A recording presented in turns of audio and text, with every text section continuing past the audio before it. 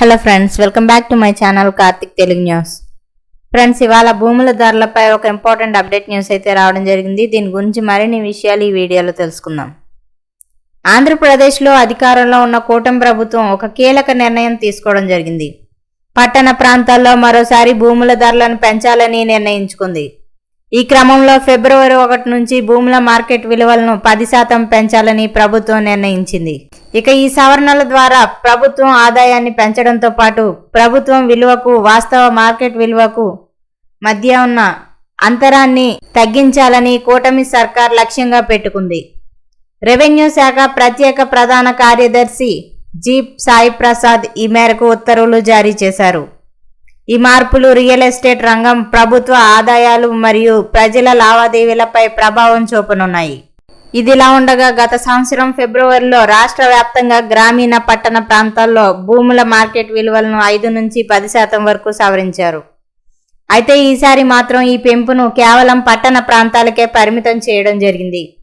గత వైసీపీ ప్రభుత్వ హయాంలో పలు ప్రాంతాల్లో శాస్త్రీయ ప్రాతిపదిక లేకుండా భూముల విలువలను అడ్డగోలుగా భారీగా పెంచారనే విమర్శలు వినిపిస్తున్నాయి.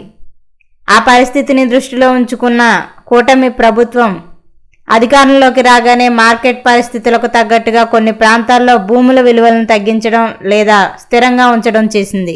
అయితే అభివృద్ధి వేగంగా జరుగుతున్న ప్రాంతాల్లో మాత్రం కొంతమేర భూమి విలువలను పెంచడం జరిగింది. ఇక తాజాగా కేవలం పట్టణ ప్రాంతాల భూముల విలువలను మాత్రమే పెంచుతూ నిర్ణయం తీసుకోవడం ఆసక్తికరంగా మారింది. రెవెన్యూ శాఖ ప్రత్యేక ప్రధాన కార్యదర్శి జి సాయి ప్రసాద్ మంగళవారం జారీ చేసిన ఉత్తర్వుల ప్రకారం సవరించిన మార్కెట్ విలువలను ఫిబ్రవరి 1 నుంచి అమలు చేసేందుకు అనుమతి లభించింది. ఈ మార్కెట్ విలువల సవరణను స్థానిక పరిస్థితులకు అనుగుణంగా జిల్లా స్థాయిలో జాయింట్ కలెక్టర్ ఆధ్వర్యంలోని కమిటీ నిర్ణయించనుంది.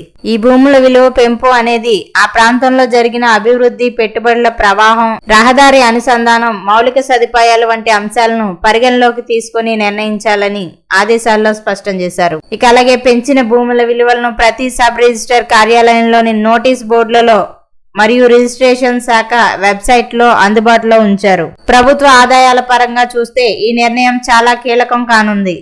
ఇదిలా ఉంటే 2024-25 ఆర్థిక సంవత్సరంలో రిజిస్ట్రేషన్ రుసుముల రూపంలో ప్రభుత్వానికి సుమారు 8,843 కోట్ల రూపాయల ఆదాయం సమకూరింది. ఈ క్రమంలో 2025-26 సంవత్సరానికి గాను 11,221 కోట్ల రూపాయల ఆదాయాన్ని ప్రభుత్వం లక్ష్యంగా నిర్దేశించుకుంది.